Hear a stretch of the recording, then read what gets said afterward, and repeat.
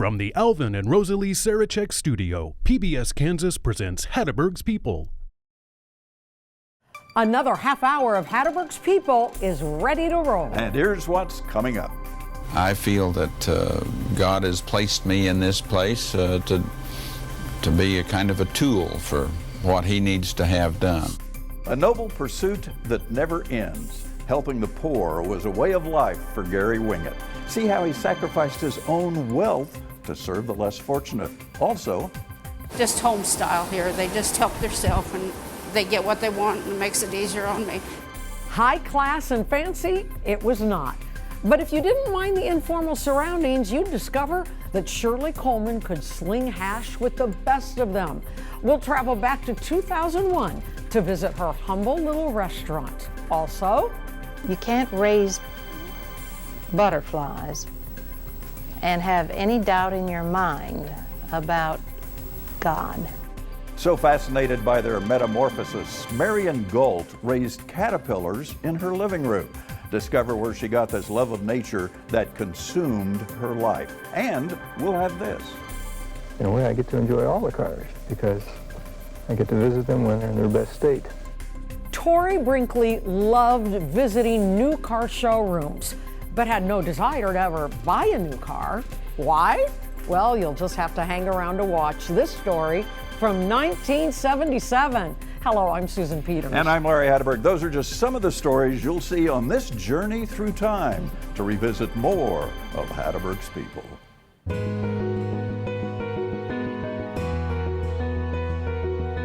These stories are like old friends. Their lives radiate from the screen like prophets of the past. They were teachers, but not in a classroom. Instead, they taught about life to those around them who cared to listen, and I was their student.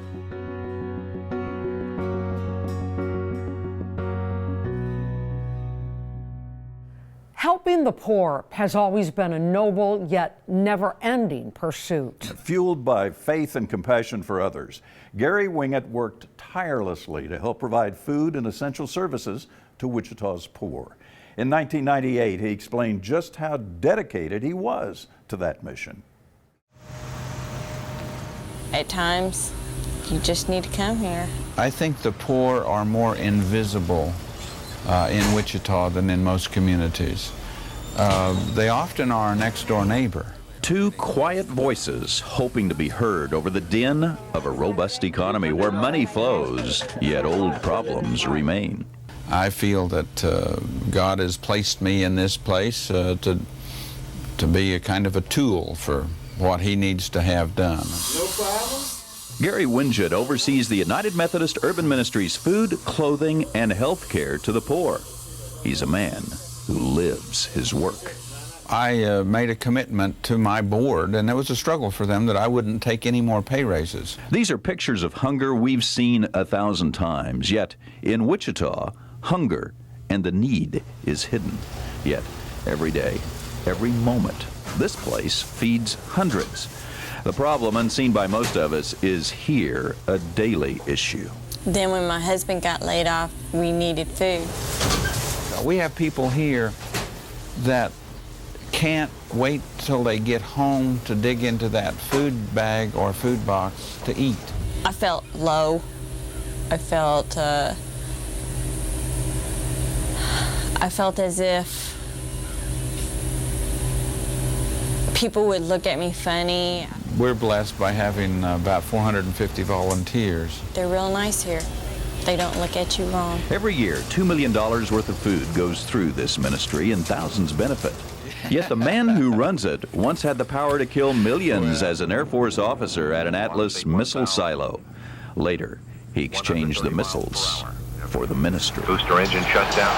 Jordan, open, Chicago with the lead! I guess I feel a negativity about people that get paid millions of dollars to play a game like baseball or basketball. You know, and that's an example of a huge amount of money going for not much of a purpose. Just the next time somebody offers you a pay raise, just say, well, I don't believe I need that. I can't be free and whole as long as there are people hurting as bad as there are in Wichita.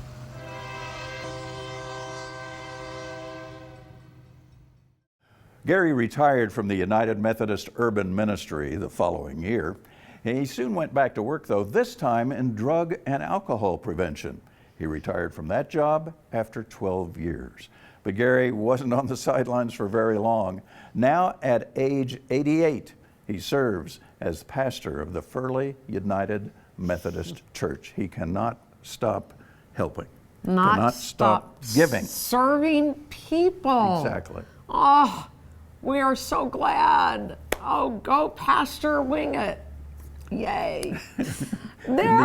Need to be more people like him.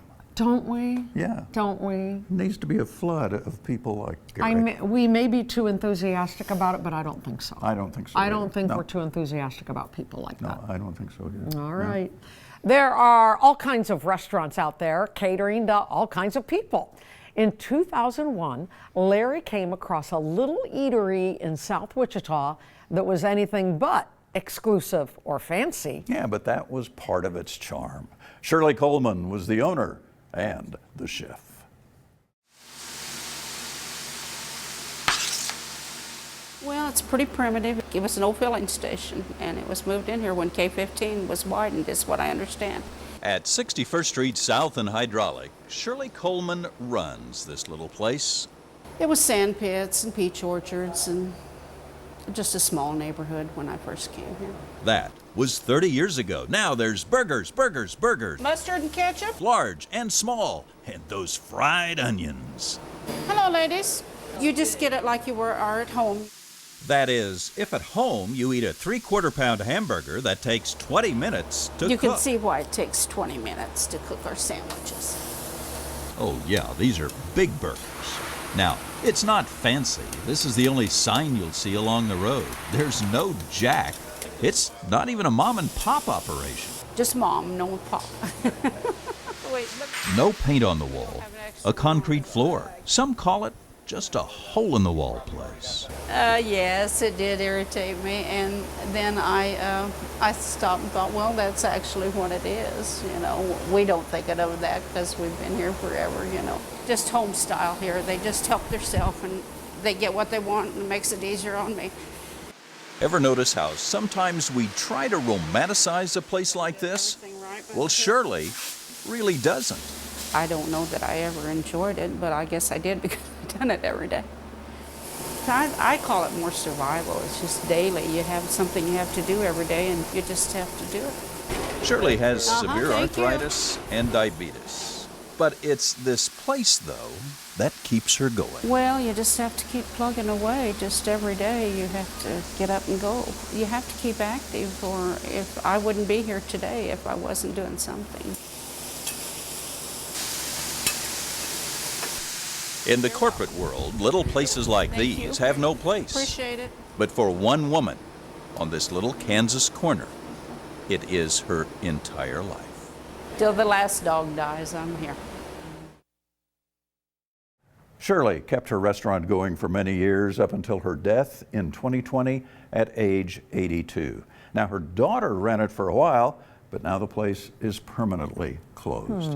These are little moments in time that occur in cities where you have a restaurant run by one person. It opens up, exists for a period of time, and then is gone. What she made was excellent, the hamburgers, all that stuff, it was great.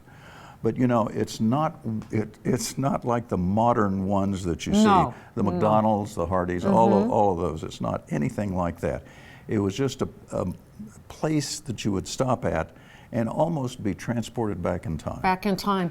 I think it's a testament to how good it was. It lasted until 2020. Yeah, long time. I mean, that's 19 years. That's a long time. Exactly. And meeting her, you know, at the same time as she's working down there, she was great, and I really enjoyed my time there. And again, the burgers were great. I bet they were. Bugs in the living room, most of us would call an exterminator, but not Marrian Gault. No, Marrian had them in her living room on purpose. She loved nature and appreciated the beauty that comes from humble origins.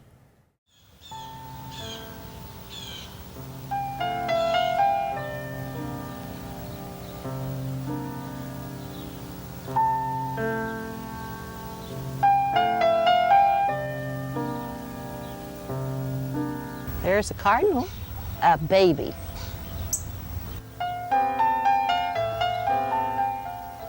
Yeah, I like nature. I like nature very much. They're friends, you know. They come to dinner every day. Breakfast, lunch, bring their children. Sometimes I think they're something only a mother could love, you know, because they are great big worms to a lot of people.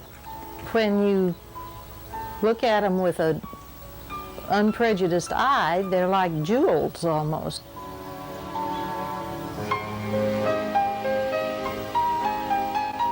At her Mission Hills home in Kansas City, Marrian Gault raises caterpillars.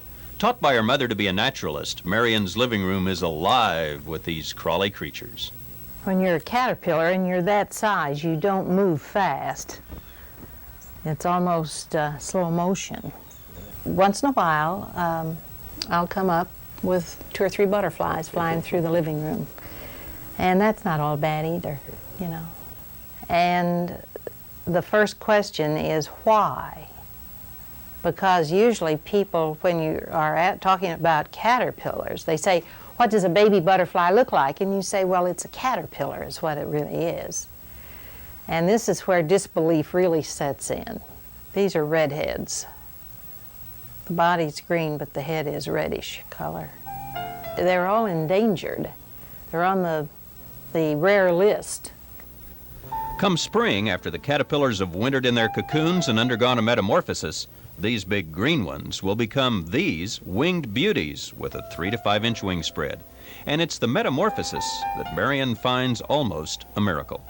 You can't raise butterflies and have any doubt in your mind about God, really.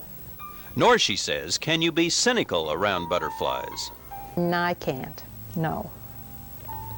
Neither could you. No, nobody could. Outside, nature prepares for winter. Inside Marrian's house, spring is just a cocoon away. He's minding his own business, and he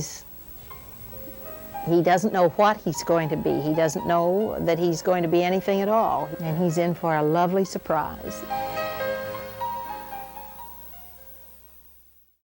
Well, Marrian lived another 12 years until she was 72.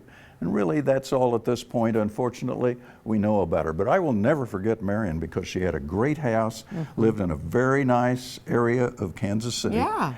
And you walk in the living room, and here are these caterpillars, and flying around are these beautiful butterflies, you know, monarchs and all of that. It was very different, but it was also very special. She loved that. And to walk into a house like that where she was very different than I would be, you would be. But she had the caterpillars, and they were Larry. monarch butterflies flying all around. It's great. I love you, man.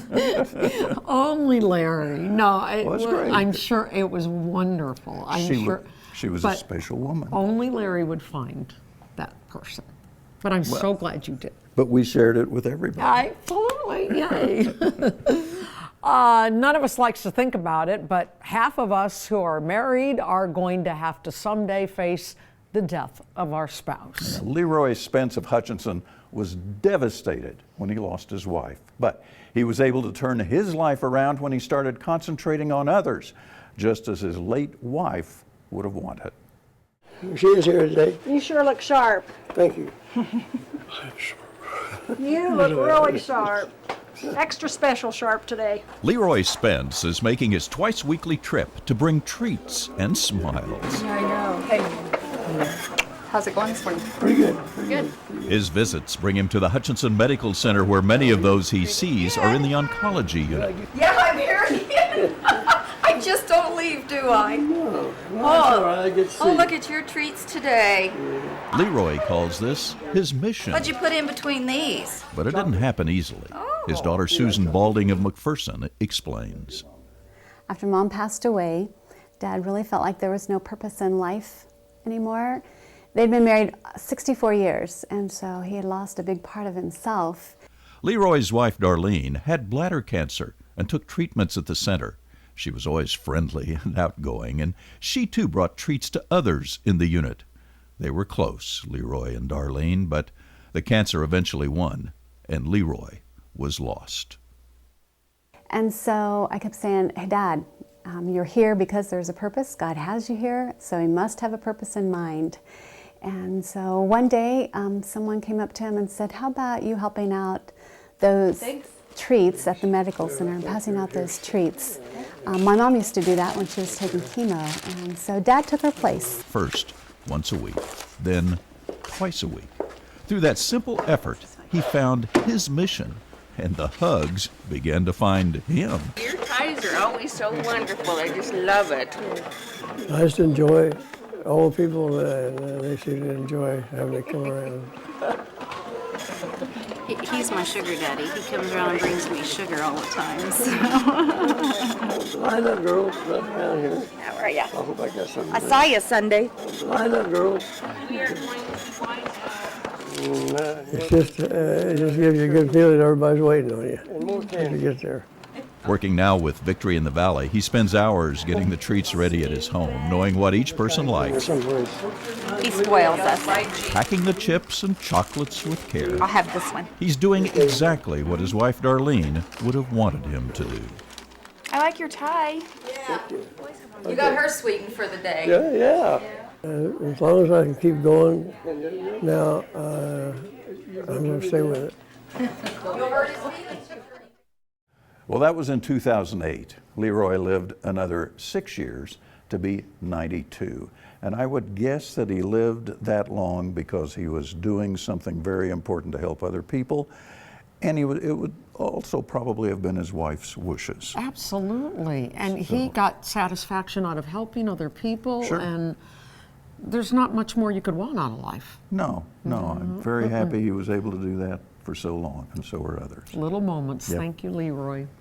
One day in 1978, Larry loaded up his camera with film and drove down to his hometown of Winfield to do a story on John Atwood. And this was a long time ago. John was a skilled artist who crafted intricate pictures. Instead of brushes and paint, he used a tiny saw and wood. This is an example of marquetry, an art that traces its history to the 15th century. The picture is formed by wood only 1/28 of an inch thick, and it's cut with precision so that each piece fits perfectly with the next. John Atwood of Winfield has been involved with the art of marquetry since 1940, but only recently, because of his retirement, has it become a full-time hobby. In the art, the grains and textures of the woods are placed so that they represent certain visual elements that heighten the reality of the picture.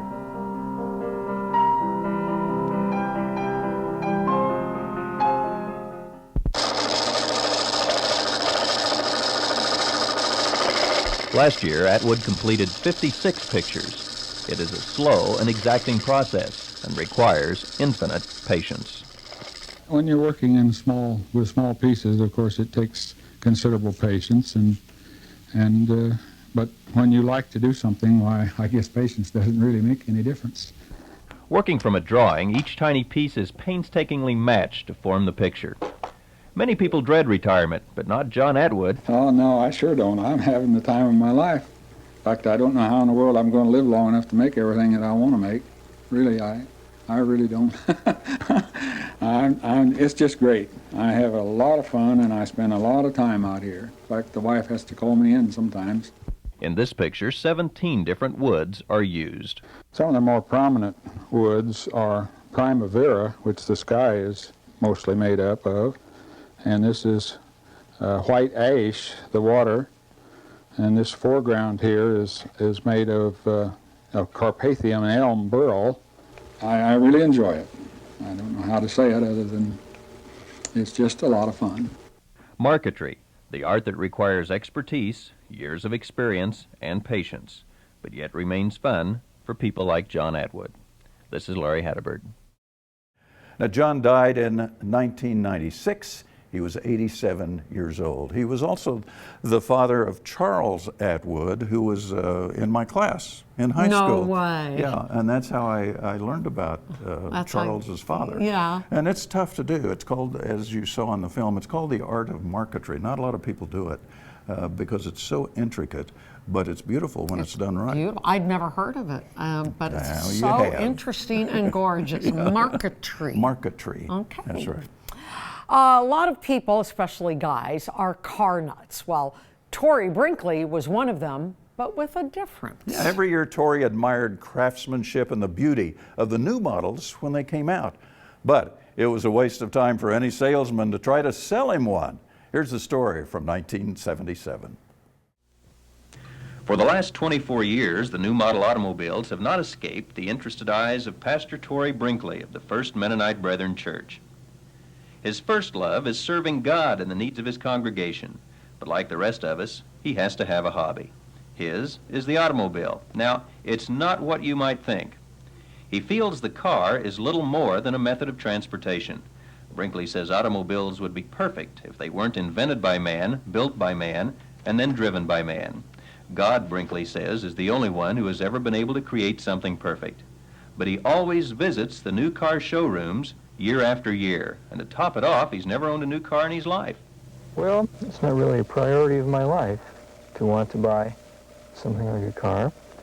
I can enjoy them, and in a way I get to enjoy all the cars because I get to visit them when they're in their best state. This is the reason he visits the showrooms year after year, to get a brochure that tells about the new cars. He has thousands of brochures with over 3,000 separate entries in his car catalog collection.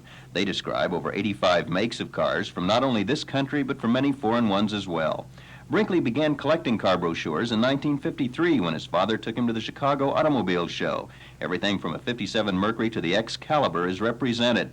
So why does he collect the brochures? It helps those people who are restoring older automobiles or keeping up with antique car shows to make their cars more saleable and interesting to show, because they can tell the people what exactly it was like when it was brand new and in what manner it was distributed.